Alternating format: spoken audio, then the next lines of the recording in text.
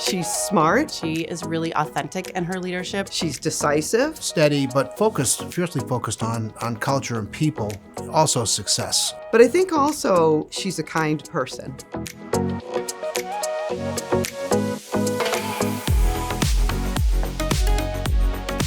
In high school, I knew that I wanted to go to college. And I was in advanced math and science classes, but I was also taking business courses because I really wasn't quite sure what path I wanted to take. My business teacher actually said to me, "Lisa, you're really good in math and science. You should think about engineering." I had no role models. I had no idea what engineers did at all. So I checked the box on my application that said civil engineering, and here I am, 40 plus years later, being a civil engineer.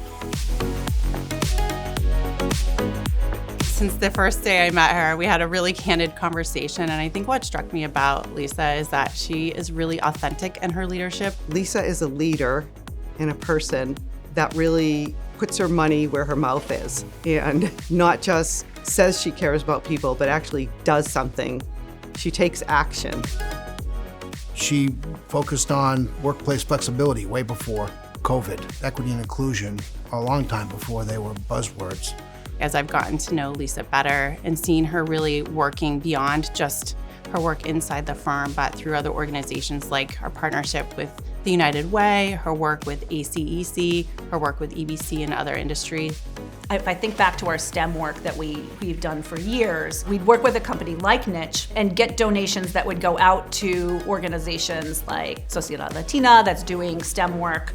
It's just so important to be able to have these connections, and we know that the STEM fields are not diverse. The importance of partnering with organizations like Sociedad Latina to diversify STEM fields is hugely important.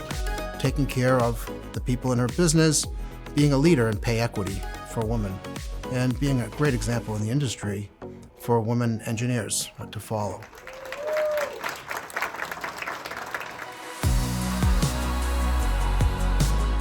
The United Way has the Real Estate Committee, which is obviously our industry. The knowledge of all of the impacts that they make within the community tied so well with my personal values, and then it ties so well with the company values that it was just like a no-brainer. You have nonprofit, corporate, philanthropy, all really thinking about how to solve for the challenges we see in the community and coming at it from different angles. Businesses benefit from working with nonprofits because, first of all, we have trust in the community. We have these relationships in the community. That gives us another way to access and understand these communities even more fully so that the projects we're doing really hits the needs that they have.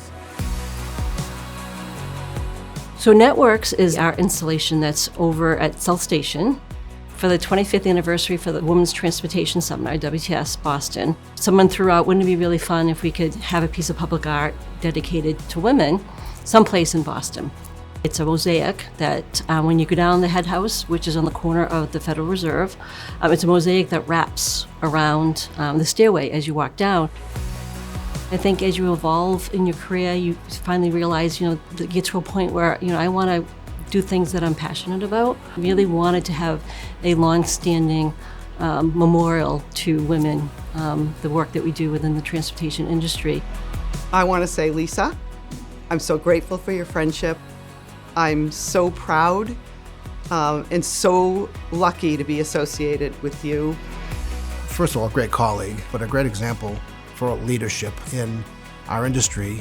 I've really valued our friendship and appreciate what she's accomplished in her career.